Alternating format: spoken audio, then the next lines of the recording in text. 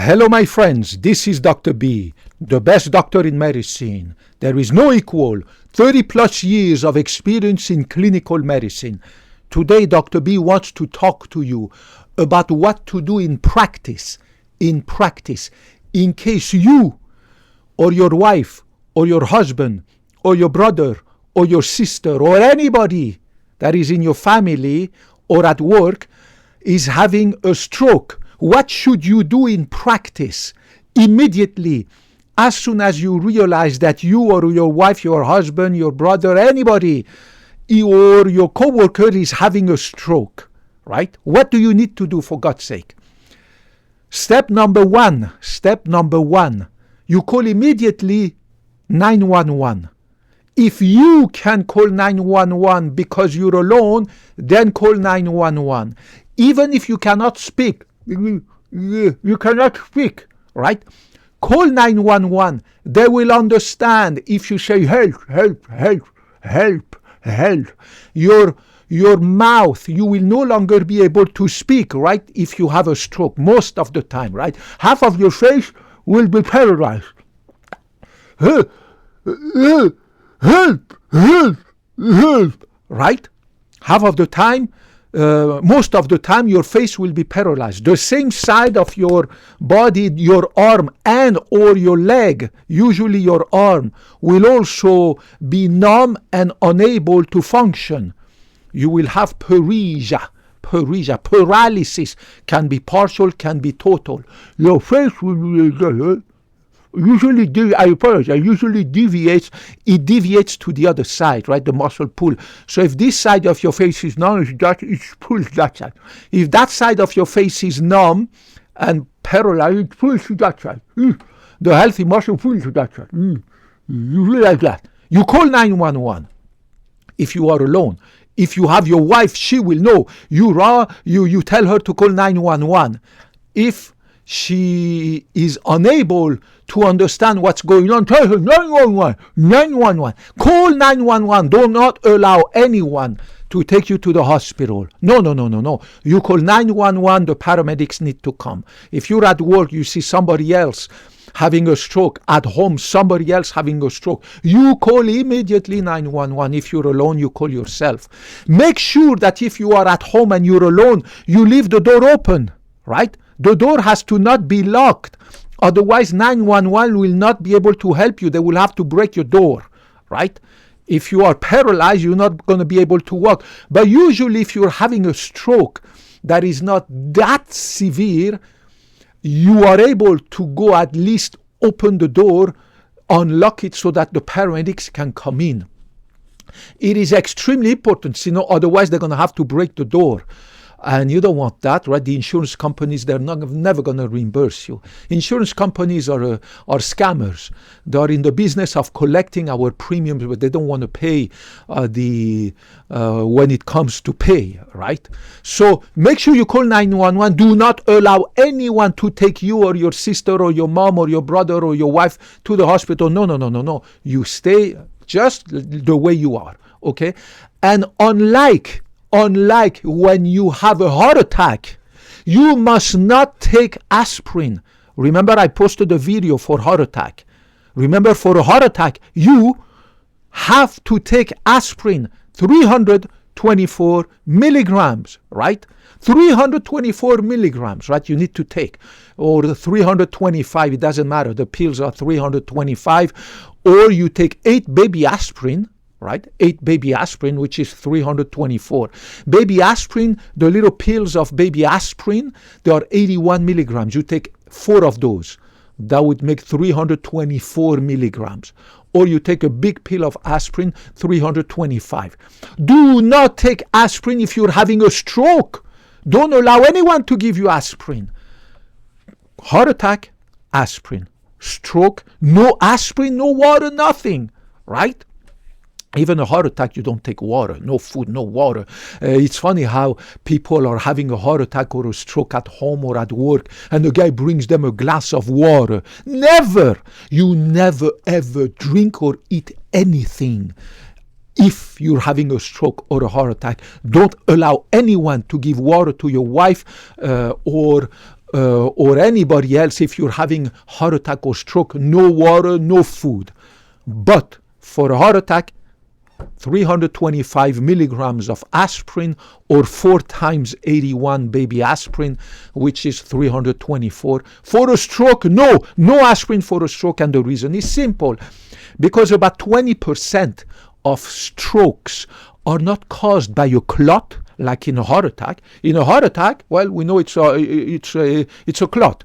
So we give aspirin to help that clot not get bigger and cause more damage, more ischemia, right? To kill more heart tissue, right?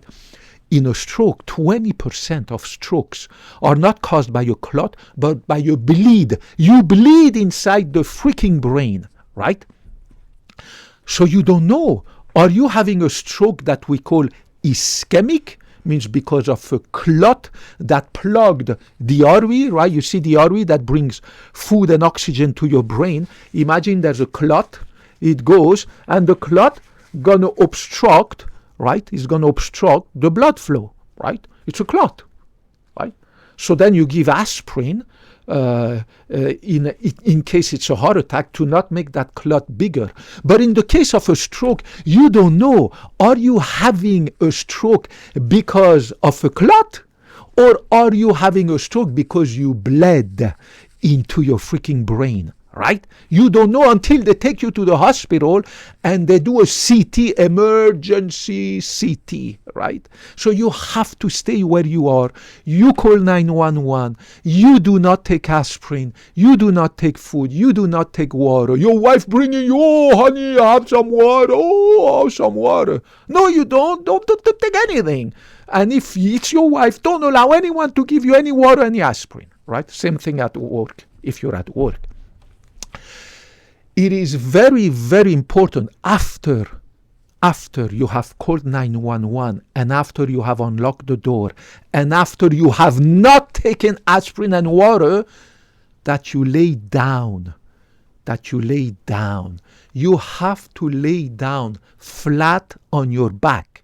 In the case of a heart attack, remember I said do not lay down flat. I posted a video about the heart attack and the reason why when you have a heart attack, you need to not lay down flat on your back. You need to be reclining like this in your sofa, right? In your freaking living room, comfortably like that, and relax. That is for a heart attack. Or if you're at work in your armchair, right? So if you're at home, relax like that, semi-reclined like that, and you relax in the couch, in the sofa, wherever you are, right? Or in the armchair if you're at work, right? So you have to be not laying down on your flat on your back if you have a heart attack. And I explained to you why. In case of a stroke, you need to lay down either on the floor, who cares? They will just put a pillow. Let's suppose you're at work. Lay down if there's no couch or nothing at work. Lay down on the floor. Just put your jacket under your head or ask somebody to bring a pillow. Anything will make it to support your head. And you lay down flat on your back and you control your breathing, all right? To lower your blood pressure. You have to lower your blood pressure. Because if you had a bleed in your brain, if you have high blood pressure because you are nervous, you go crazy, right?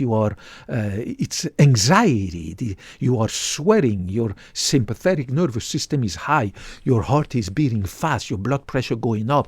That's not good. You will bleed more into your brain, right? So you need to lower the blood pressure.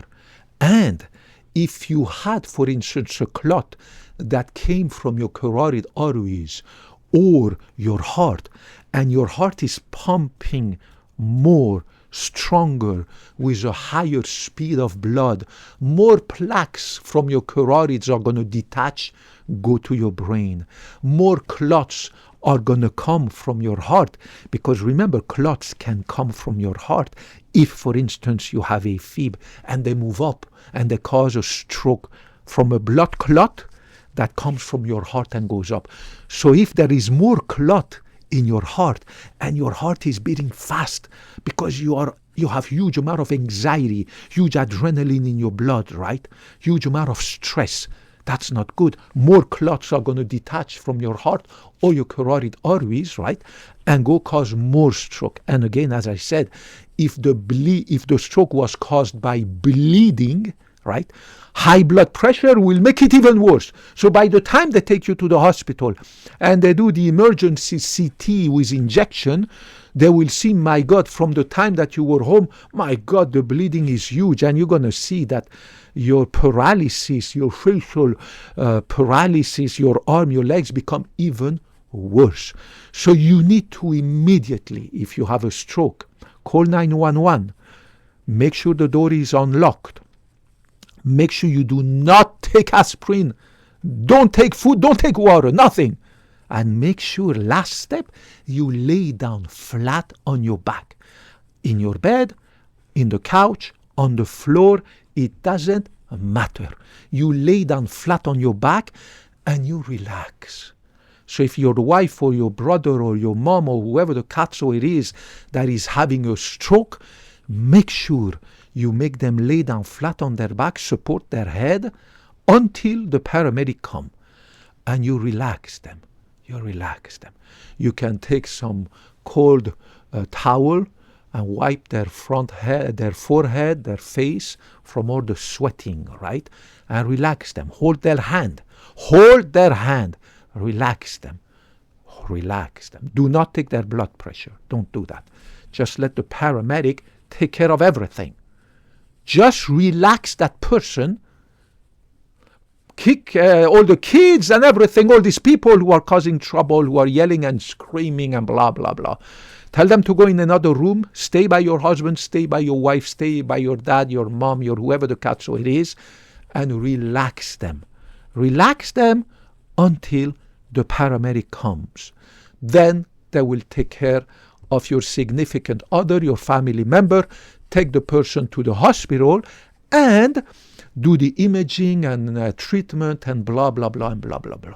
But the very, very first steps that you took will save the life of that person.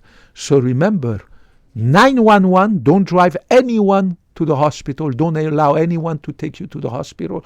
Obviously, of course, unless you live in the mountains where there's no 911 available, right? But I mean, everybody lives here. Huh? What are the odds you're going to have a stroke if you go in the middle of the desert or in the middle of the mountains, right? You get my point. You call 911, you unlock the door, you do not take aspirin, you do not take water or food, and you lay flat on your back, and you relax to lower your blood pressure. This will allow an immediate decrease of your blood pressure, and if you were bleeding in your brain, the bleeding will stop, or at least it will not get worse. Same thing for other clots. They will not go into your brain because of the high kinetic energy of blood, because of your high blood pressure and high cardiac activity, right? And therefore, then you will have way higher chances of making it with the treatment they will give you at the hospital. Remember that it's always best to prevent this, right? Remember that stroke, number 5, cause of mortality. Number 1, heart attack, number 1 cause of mortality in the US, heart attack. Number 2, cancer. Number 3, COPD. Number 4, accidents. I'm talking about adults, right? Not children, not neonate, not infants, right? In adults, number 1 cause of mortality, heart attack. Number 2, cancer. Number 3, COPD. Number 4 is accidents, right? Shooting, murders, car accidents, motorbikes, skiing accident, this accident, that, work accident, the guy goes on the roof and he falls and he dies, blah, blah, blah, right? Number 5, stroke, is the 5th cause of mortality in adults in America. Number 5, it's crazy. And those who don't die, most of them become for the rest of their lives disabled. Their retirement is done. their life is done. Half of their body is paralyzed. They will never recuperate their speech. They will never recuperate their motor function. And I see a lot of them, I swear to God. I see a lot of them, and it's pretty sad. They are young, in their 50s, 60s, 70s, at the prime of their adult life and retirement, and the guy or the woman is having a stroke. They are in wheelchair, they can't speak, they are 100% dependent on their family members. They have a lot of money in the bank, but they cannot retire and enjoy their retirement. They are done. It's a disaster. So even those who do not die, they are disabled for the rest of their life. A tiny percentage make some recovery, plus or minus, right? Remember, if you make a full recovery, it's called a transient ischemic attack. It's a TIA, what people call mini stroke. Means within the first 24 hours, you make a complete recovery. Means you had the speech, your arm was numb, blah, blah, blah. But within 24 hours, you make a full recovery. Usually they take you quickly at the hospital and they inject you with all these thrombolytics and blah, blah, blah. So it takes shorter time to make 100% delivery. But these mini strokes are mostly the ones that people recuperate 100%. A definite standard stroke, people either dead or wind up with a massive amount of disability, and I see a lot of them all the time, guys. It's extremely sad. So make sure you prevent stroke. Means, what do you have to do, guys? You need to stop smoking. You need to take care of that freaking diabetes. You need to take care of that freaking high cholesterol, high triglyceride, that freaking high blood pressure, guys, because they are killing you slowly but surely. They are making you accumulate plaques in your brain, in your carotids, right?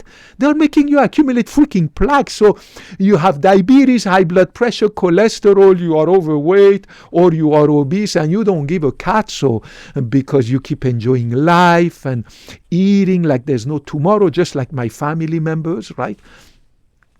And then people learn the lesson once they see what happens to them because of a stroke, a heart attack, or a cancer. Then they look back and they say, really, it wasn't worth it. I have never seen, guys, a patient who has suffered from a heart attack, from cancer, from a stroke, telling me that all these food and blah, blah, blah that they were enjoying. We need to enjoy life. Ooh, we need to enjoy life. How can you not eat the way I am eating? How can you not enjoy these restaurants and food and pizza, burger, blah, blah, blah, blah, blah, blah, until they have a heart attack? I have never seen one telling me, you know what, I have no regrets, right? I am 65 years old. Half of my body is paralyzed. Doctor, I'm here for you to check my heart or my carotids, blah, blah, blah.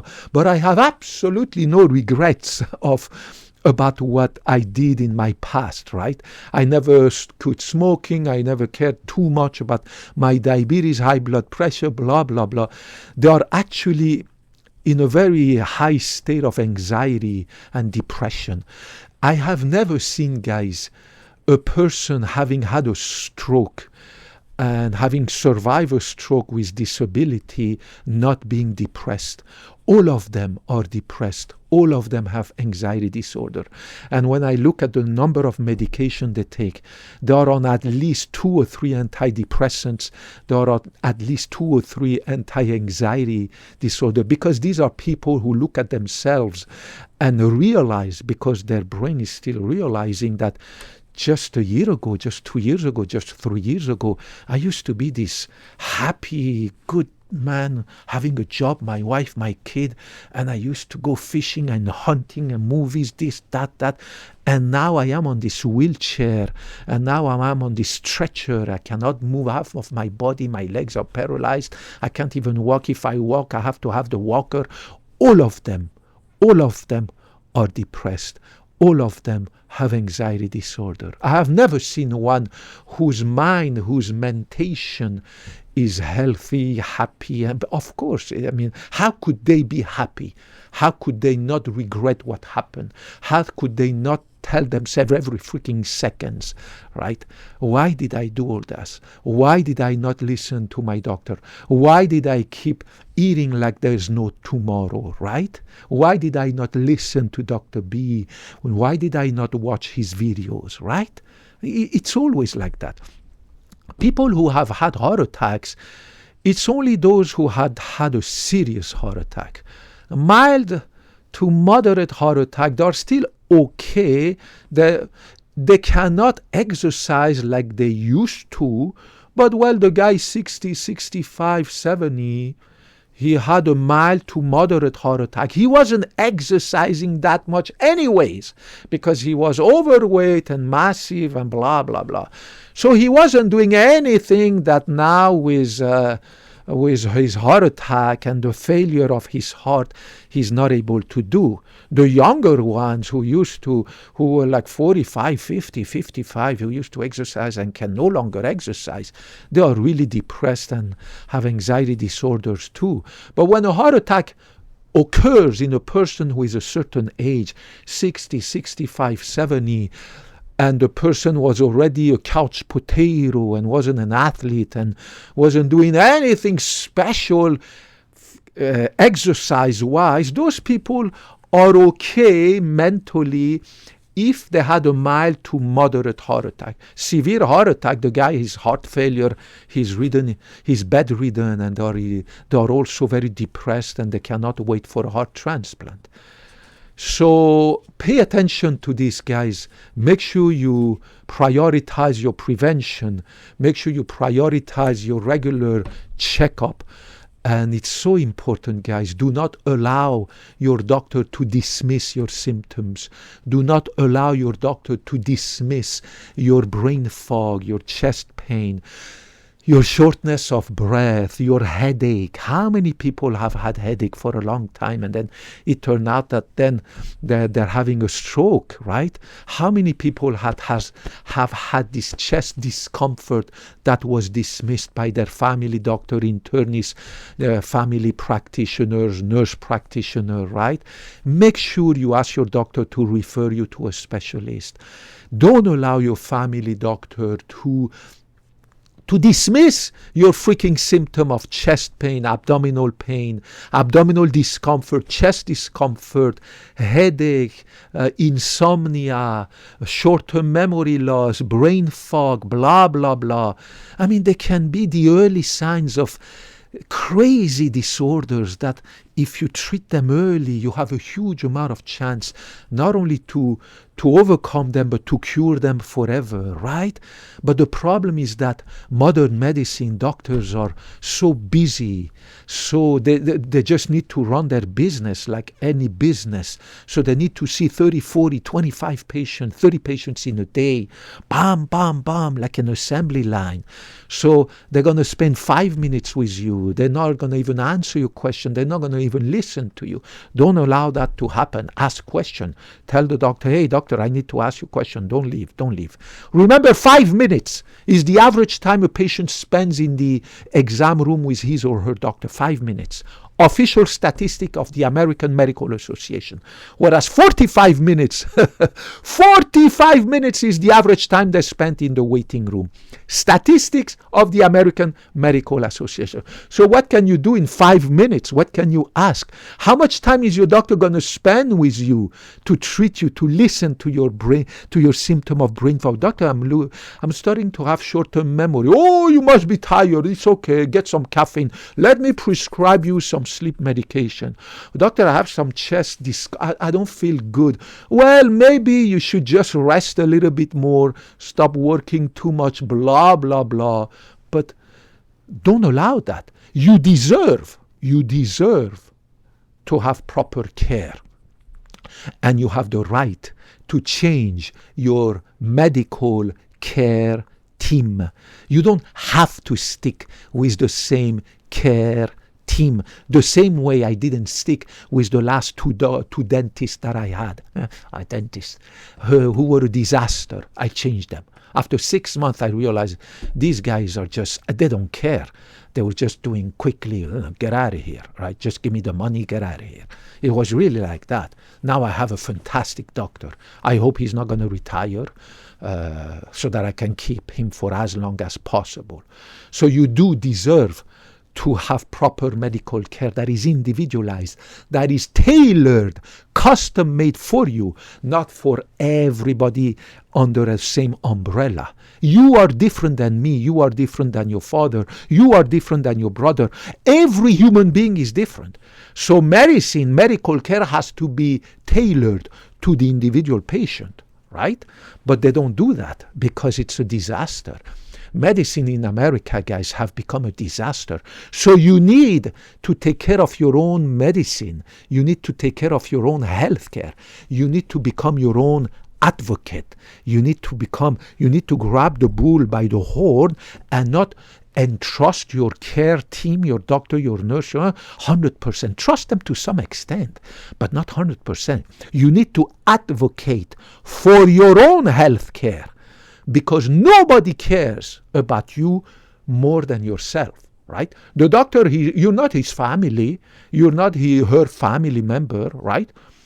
So they care about you only because you're a patient and you bring money to his business. He needs to pay for his Mercedes-Benz, his villa. He needs to pay for his mortgage of the 5-bedroom, 7-bathroom villa, right?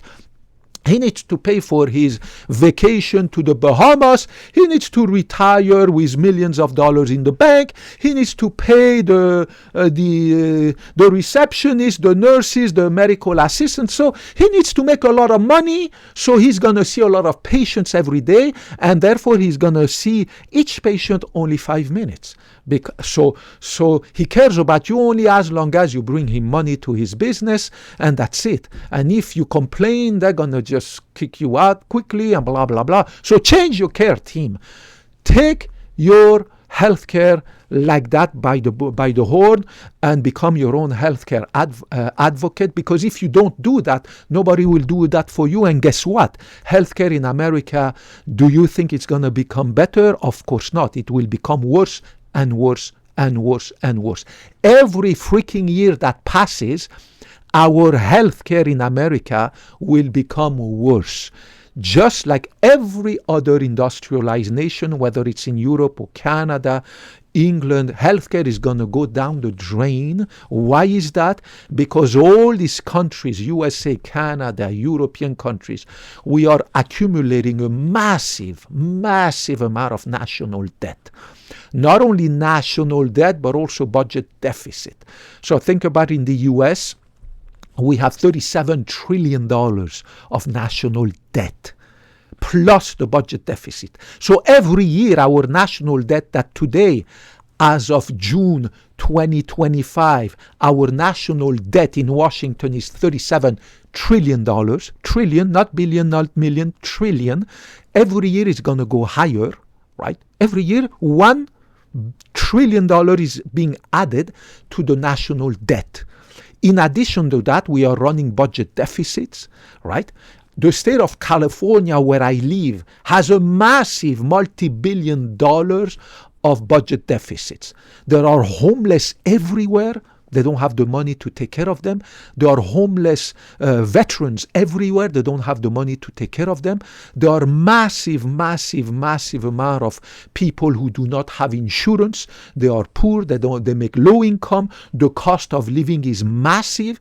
And the government doesn't have the money to cover like they wanted to. They wanted 4 years ago. These Democrats in I'm an independent. I'm neither Republican nor Democrat. I'm an independent. So and I love you regardless of your politics. But I'm just saying, California has been run for 30 years by these Democrats. And 4 years ago, the Democrats say, you know what? We're gonna give free healthcare. Free.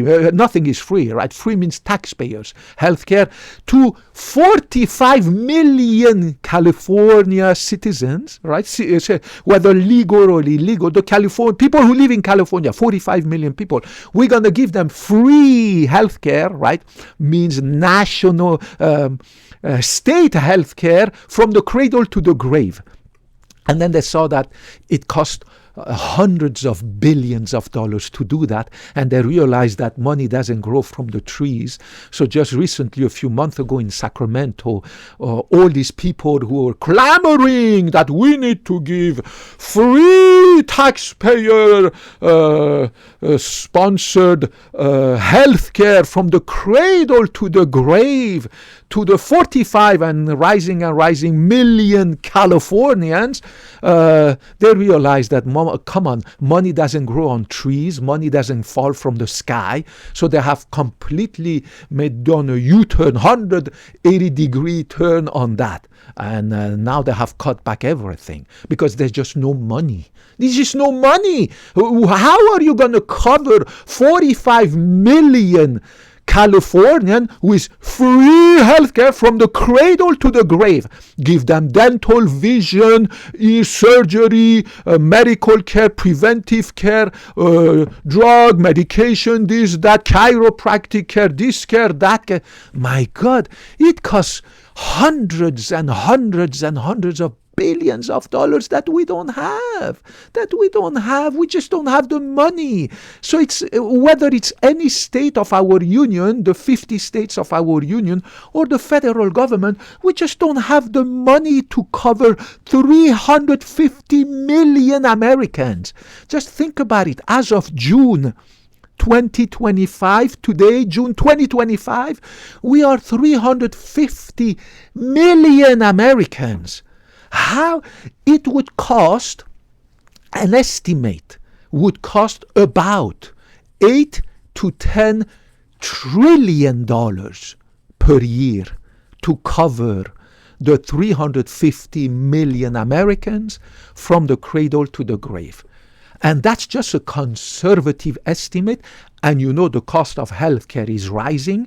The population is growing even more. So now we are 350 million. In 20 years, we're going to be 400 million, right? And the population living older, so the rising cost of healthcare, right? Population getting more numerous from 350 million today. In 20 years, going to be 400 million. And of course, population aging more. So the conservative estimate right now is that we're going to need, as of now, if we wanted to suddenly tomorrow cover every of these 350 million Americans from the cradle to the grave with dental, vision, free universal health care, surgery, medicine, chiropractic, this, that, everything, it would cost 8 to 10 trillion. Not million, not billion dollars. It's crazy. Remember that right now our population, despite millions and millions of people not receiving any healthcare or bad healthcare, we are spending about $5 trillion per year in healthcare. Our U.S. population, despite all these homeless, all these unemployed, all these veterans who don't, all these poor, blah, blah, blah, all of these people who don't have insurance, and even those who have insurance have no access to healthcare, many of them, right? The guy has insurance, but the doctor doesn't accept his insurance because it's a state-given insurance, right? Medicare, they doesn't pay anything. A lot of doctors don't take Medicare, right? So that's why people go to Thailand, Mexico, Vietnam, many other places, Brazil, to have their surgeries, because it's over there they just pay cash. It's way cheaper, and here they cannot get the surgery, they cannot get the medicine, they cannot get nothing. We call them medical travelers, surgical travelers, right? So right now we are spending $4.9 trillion, almost $5 trillion a year. And not everybody's covered. Not everybody's getting good medicine. If we wanted to cover everybody, it would cost at least 8 to 10 trillion, and it will keep going up. Now, can anyone tell me, where are we going to bring 8 to 10 trillion dollars of so-called taxpayers' money to cover free universal health care, 350 million American, and soon to be 370, 80, 90, 400. Where are we going to bring the money? Now, if you ask the people in Sacramento what they used to say, they don't say that anymore. They used to say, well, let us tax the rich.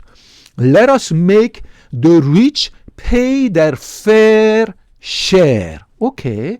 So, and then you ask them, what is what you call a fair share?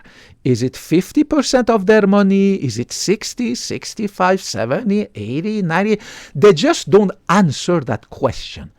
Do you know what I'm saying? When you say, and then, so who determines who is rich? How much are you going to charge the guy who has $2 million? How much are you going to charge the guy who has $10 million? How much are you going to tax? I mean, it's crazy. So they come up with these words and phrases that mean nothing. Means let's make the rich pay.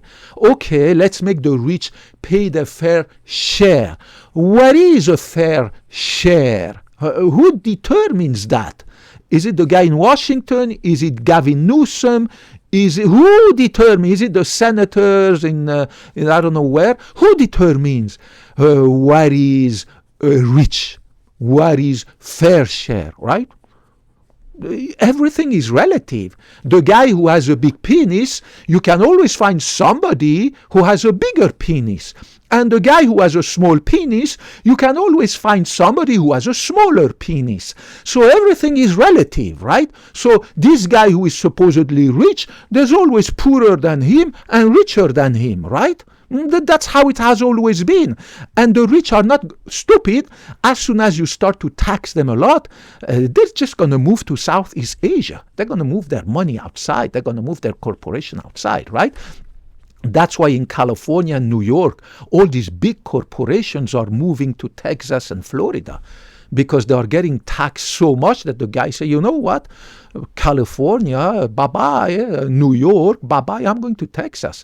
I'm going to Florida, and Texas and Florida are receiving massive amount of capital from these rich people, because the rich people are not stupid. That's how they became rich, right? If a guy was stupid, he wouldn't be a billionaire. If the guy was stupid, he wouldn't be a millionaire. If the guy was stupid, he wouldn't be rich, right? He would be sleeping under the bridge if he was stupid.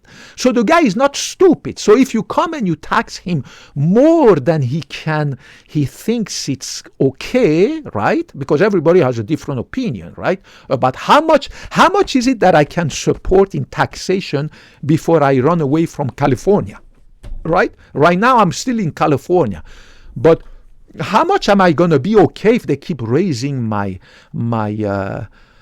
taxes before I say, you know what, bye-bye, I'm moving to Nevada or Texas, right?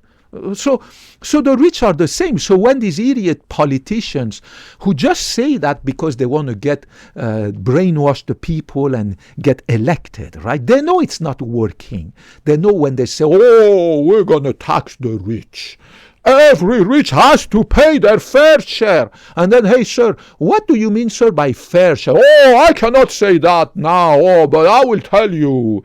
Sir, what is your definition of being rich? Is it 1 million, 2 million, 1 trillion, 1 billion, 100 million, 100,000, 2 million, 3 million, 10? What is the definition of rich? Everybody has a different opinion, right?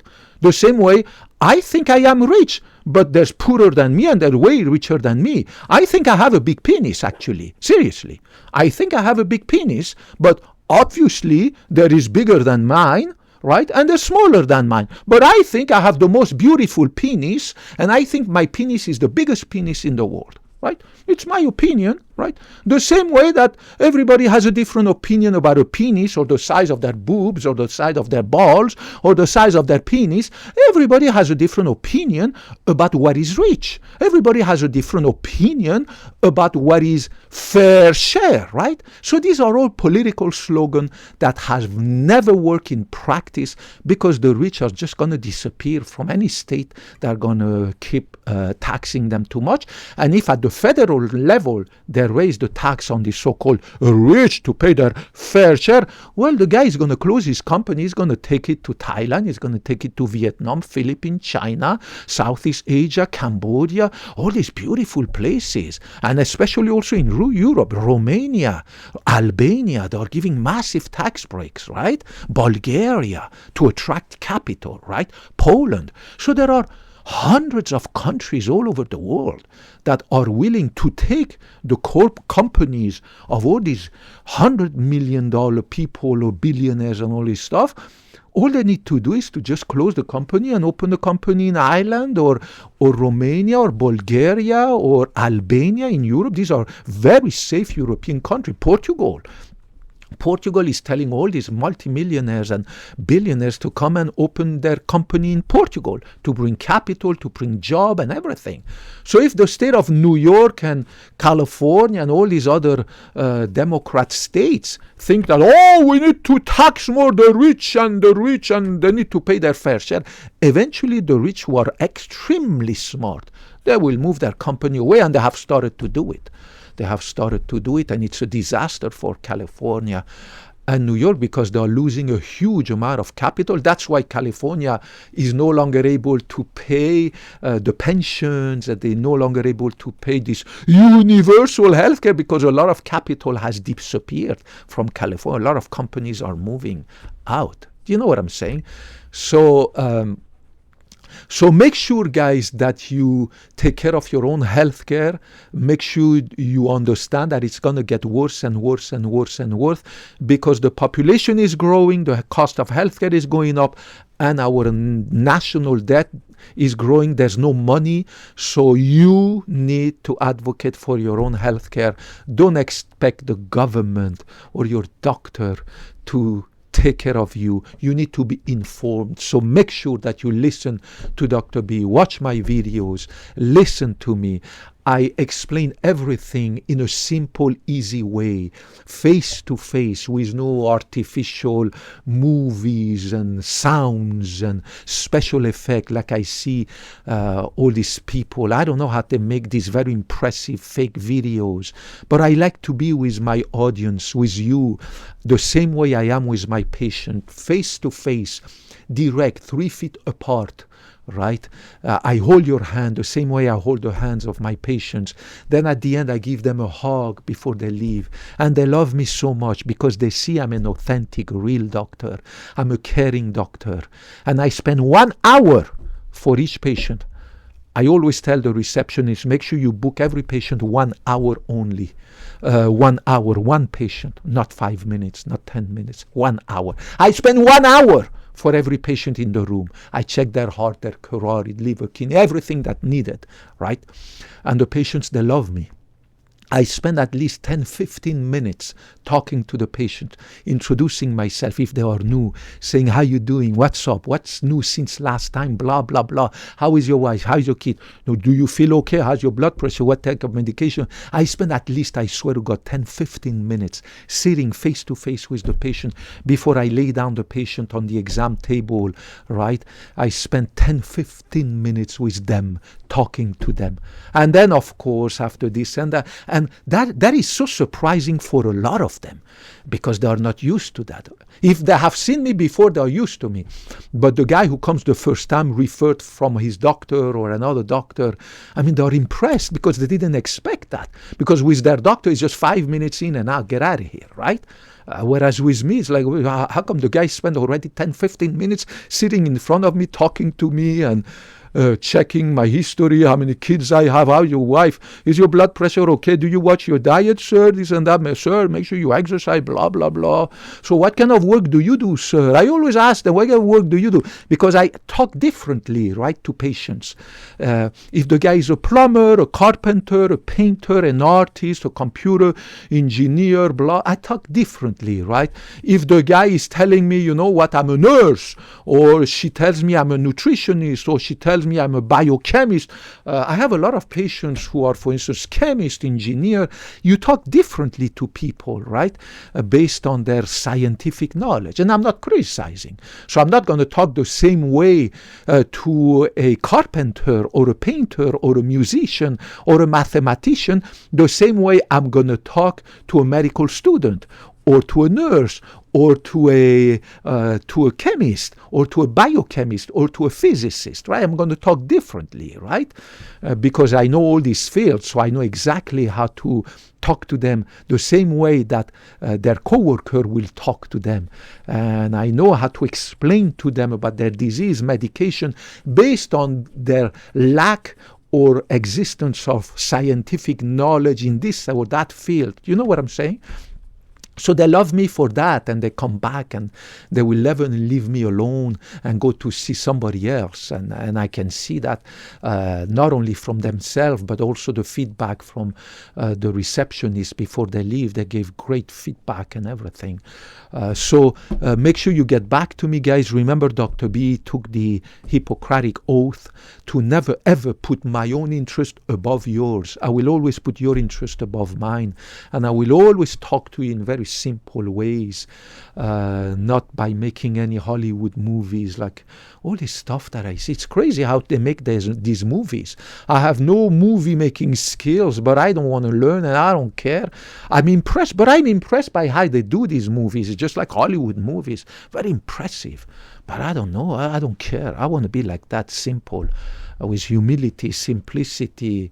I want to be myself when I talk to just with my patients. So you will always see me for the next 50 years, God willing, I'll be with you. I'm 50 years young, and God willing, for the next 50 years, I'll be with you. And you will see me with the same pattern of talking to you. I will uphold always your benefit above mine. Regardless of your gender, race, ethnicity, color of your skin, whether you're Latino, Asian, Chinese, black, white, Latino, I don't give a cut. So regardless of whether you're a Buddhist, Muslim, Christian, atheist, blah, blah, blah, a man, a woman, anything in between, I love you. I give you a big hug. Put your comments, your questions, and comment down there. I promise I will get back to you. It might take some time because I'm so busy at the clinic. I work 8 to 10 hours a day, and I love it. I will never retire, and I will keep working 8 to 10 hours a day until the age of 100. God willing, you'll be with me if you follow my recommendation, my videos. Watch me, listen to what I'm telling you. And I swear to God, you can age gracefully like Dr. B. And just like Dr. B, you can be very healthy. Think about it. I'm 50 years young, and I look really, really good. All my vital parameters, my health parameters, of those of a baby. My blood sugar, fasting cholesterol, triglyceride, blood pressure, liver function test, kidney function test. At the clinic, I check my own heart sometimes. It's that of a baby. My kidneys, liver with the ultrasound probe, right? I'm an expert in medical imaging, right? I check my carotids, my thyroid, my balls, my prostate, my bladder, my everything like a baby, right? And I exercise 2 hours a day, no exception. And I sleep 9 hours a night, no exception, from 9 o'clock, no exception, to 6 o'clock in the morning when my brain wakes me up. I follow the freaking keto diet, which is the best diet. I will explain to you. I think I posted a video about that. And I exercise, and I'm so good. I'm lean, 0% body fat, no love handle, no belly fat, nothing. I'm all muscle and skin and bone, muscle and skin and bone with no fat. I can run faster than a 20-year-old. I can lift more weight than a 20-year-old. Most of these 20-year-olds, like all my nieces and nephews, are absolutely out of shape, obese. They are computer people. They don't care. They have bellies already at the age of 19, 20. It's crazy. It's crazy what I see. Now look at, I'm going to show you. I don't know if I did it in another video. Did I ever show you my muscle? Look. This is Dr. B. Can you see this? Look at that. No fat, no sagging skin. Look at it. It's all muscle. Look. My belly the same. No love handle. My legs the same. Nice, beautiful leg. I can run like a jaguar. 50 meter sprint. I can take any 20-year-old. I swear to God.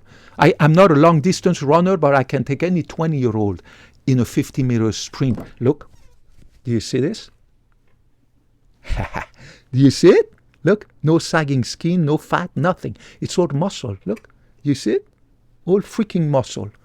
Same thing for my belly, same thing for my back, same thing for my leg. It's all. When I go and take my shower, I look at myself in the mirror. My God, I can't believe I'm 50, right? I swear to God you can do that too. It requires some willpower. It requires listening to me and following my recommendation. Don't be like my sister and my family members. They don't give a cat's about what I say. They just want to enjoy life. And for them, enjoying life is stuffing your face 10 times a day with millions of different varieties of food, as if tomorrow the earth is going to stop spinning, right? It's crazy. I love you guys. Put your comment, questions, anything, and hope to talk to you in the next video. Bye-bye.